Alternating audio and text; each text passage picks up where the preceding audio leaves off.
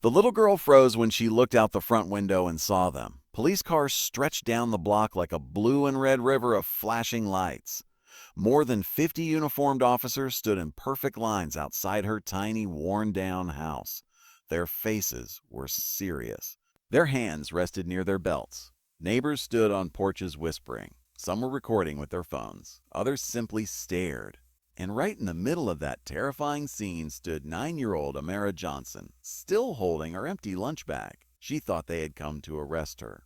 Her grandmother thought they were about to lose everything, and nobody in that poor neighborhood knew that one small act of kindness the day before had triggered a chain of events that would shock an entire city. Before we begin, if you believe kindness still matters in this world and that every person deserves a second chance, take a moment to like this video, comment where you're watching from, share this story with someone you love, and subscribe to the channel for more powerful stories that restore faith in humanity. Amara Johnson lived in a forgotten neighborhood on the south side of Detroit, where abandoned buildings stood like broken memories and hope often felt harder to find than money. Her home was a small aging house with peeling paint, a leaking roof, and a front porch that creaked with every step. She lived there with her grandmother, Loretta, a 68-year-old woman who worked double shifts cleaning office buildings downtown after Amara's mother died from illness when she was only 6. Amara's father had disappeared before she was born. Life had taught Amara painful lessons far too early. She knew what hunger felt like. She knew what eviction notices looked like. She knew the embarrassment of wearing shoes with holes in them while other kids laughed. But despite all of that, Amara had inherited something extraordinary from her mother before she passed away: compassion. Her mother used to tell her that being poor never meant you had nothing to give. Those words stayed with Amara. Every morning, Loretta woke up before sunrise to prepare Amara for school before leaving for work. Most mornings' breakfast was toast or cereal if they had enough milk. Sometimes there was nothing but tap water and determination. On one particularly cold Thursday morning, Loretta handed Amara her lunch. It was a single sandwich made with the last 2 slices of bread in the house. Inside was a thin layer of peanut butter. "That's all we've got until payday," Loretta whispered with guilt written all over her tired face. Amara smiled anyway and kissed her grandmother's cheek before walking to school. By lunchtime, Amara was starving. Her stomach growled loudly as children around her opened bags filled with chips, cookies, and juice boxes.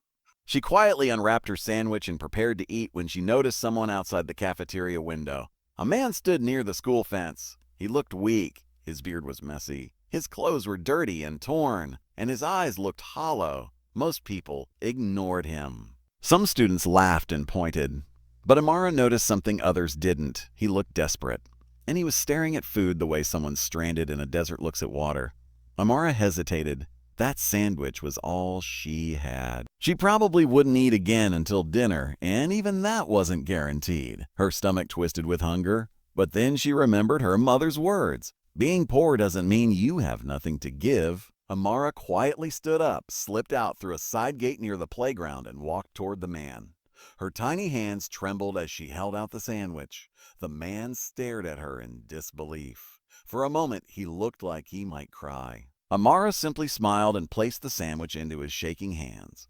The man devoured it like it was the greatest meal he had ever eaten. Before she walked away, he whispered something that Amara barely heard. "You saved my life." She thought nothing of it. She returned to class hungry but happy.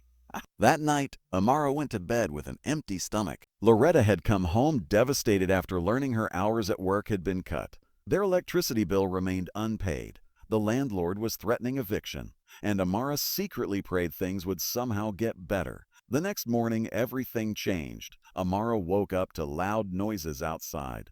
Car doors slammed. Radios crackled. Voices shouted commands. Loretta rushed to the window and nearly collapsed. Police officers covered their front yard. Dozens more lined the street. Neighbors watched in shock. Loretta panicked instantly. Her hands shook uncontrollably as she pulled Amara close. She feared unpaid bills, legal trouble, or some terrible misunderstanding. When a loud knock rattled the front door, Loretta could barely breathe. She opened it with trembling hands. Standing there was the city's police commissioner, surrounded by officers in full uniform. Behind him stood the homeless man from the day before. Except he no longer looked homeless. He was wearing a clean suit and tears streamed down his face. Loretta stared in confusion. Amara stepped forward and recognized him instantly. The commissioner smiled gently before explaining. The man's name was Daniel Red. He had once been one of the most decorated police detectives in the state. Years earlier, Daniel had risked his life exposing corruption inside his own department involving powerful officials.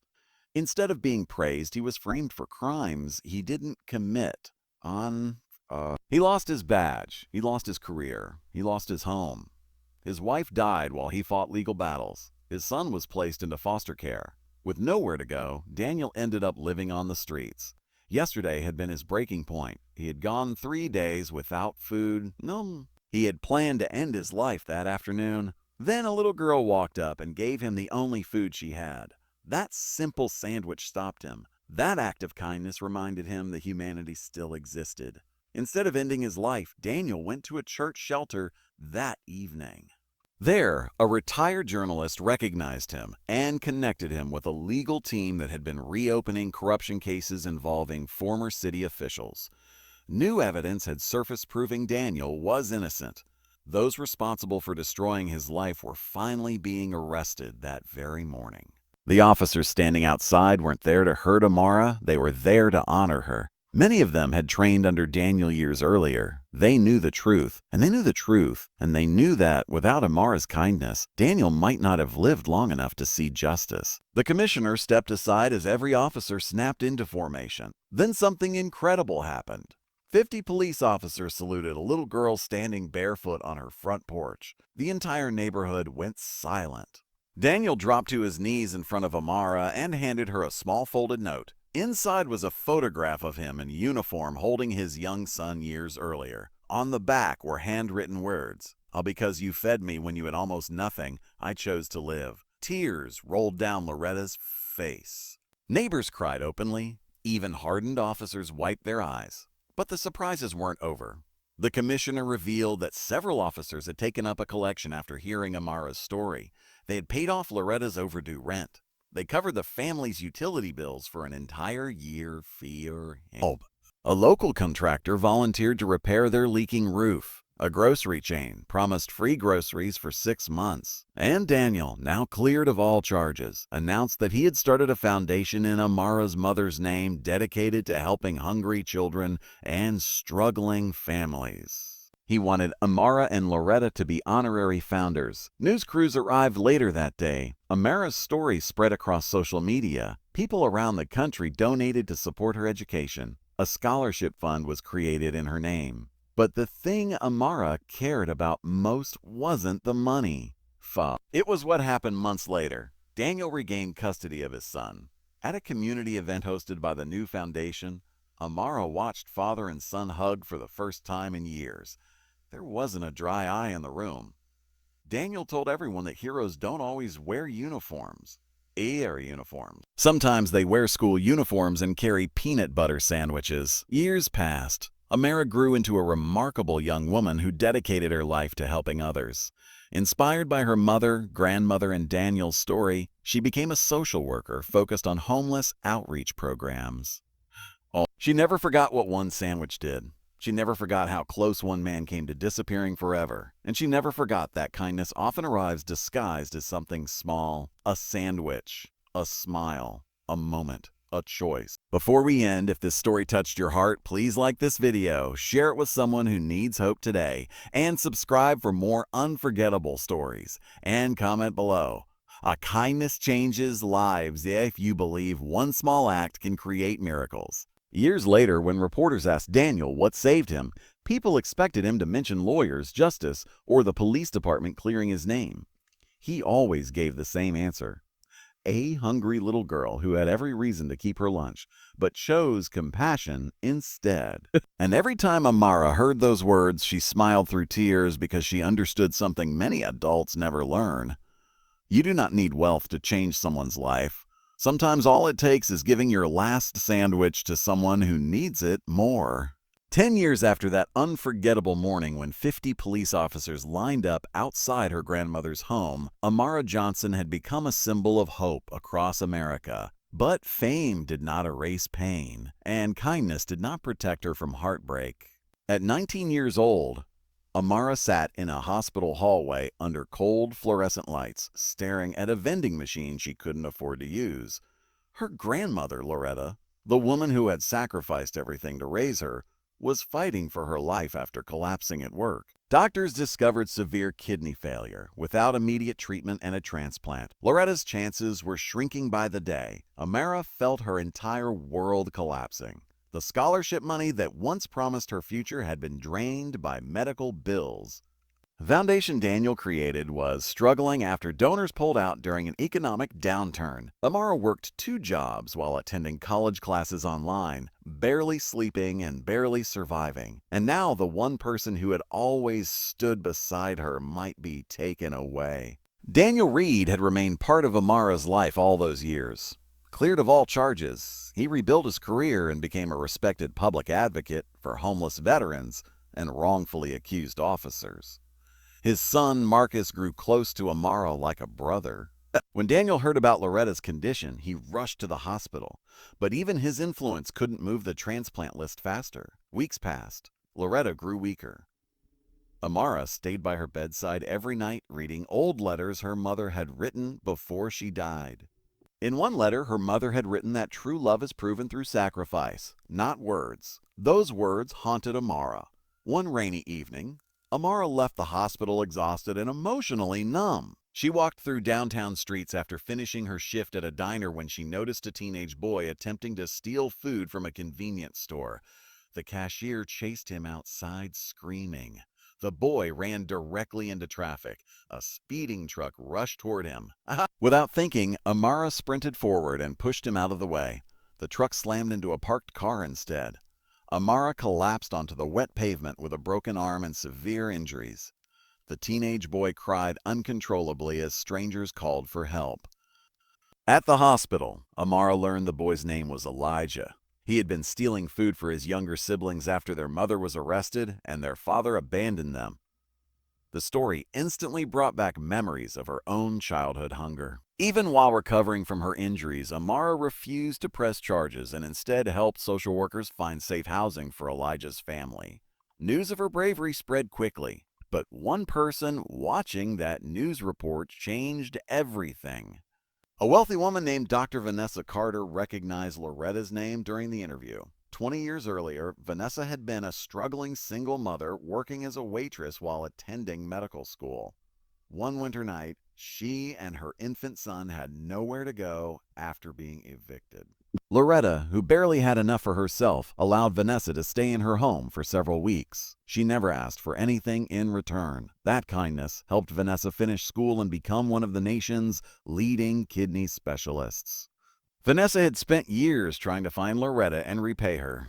Now she finally knew where she was. The next morning, Vanessa arrived at the hospital. After reviewing Loretta's medical records, she discovered something shocking.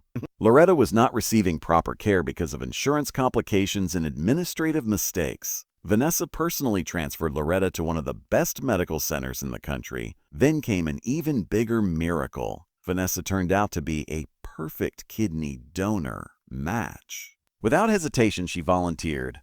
The surgery lasted 12 hours. Amara sat in the waiting room, praying harder than she ever had in her life. Daniel sat beside her. Marcus held her hand. Elijah and his younger siblings showed up carrying handmade cards. And then the surgeon walked in smiling. The transplant was successful. Loretta survived. Amara fell to her knees sobbing with relief. Months later, Loretta fully recovered. Vanessa became part of their family. Elijah was adopted by a loving family but remained close to Amara, who helped fund his education through her nonprofit work. Daniel's foundation grew stronger than ever after millions watched Amara's second act of heroism. Corporate sponsors returned. Celebrities donated. The communities nationwide launched programs inspired by Amara's story. At age 25, Amara opened the largest youth hunger relief center in Detroit. The building carried a simple name, the Last Sandwich Foundation. Inside the front lobby hung a framed peanut butter sandwich, sealed in glass. Underneath it was a plaque that read, "One small act of kindness can interrupt someone's darkest moment." Thousands of families received meals, job support, counseling, and shelter through the foundation. One evening during the center's grand opening, Amara stood before a massive crowd. She looked at Daniel, she looked at Loretta, she looked at Elijah, and she saw hundreds of people whose lives had been changed because someone chose kindness during difficult moments. Before we finish this story, if this touched your heart, please like this video, share it with someone who needs hope, and subscribe for more stories that remind us humanity still exists. And comment below. One act of kindness can change everything if you believe compassion still matters in this world. As the crowd applauded, Amara noticed a little girl quietly standing near the back holding a brown paper lunch bag. The child walked forward nervously and handed it to Amara. Inside was a sandwich. The little girl explained that she had heard Amara's story and wanted to help someone too. Amara burst into tears because in that moment she realized her kindness had traveled far beyond one starving man. It had become a movement. And as she looked at that sandwich in her hands, she whispered the same words that changed everything years ago. Being poor never means you have nothing to give, and this time an entire world was listening.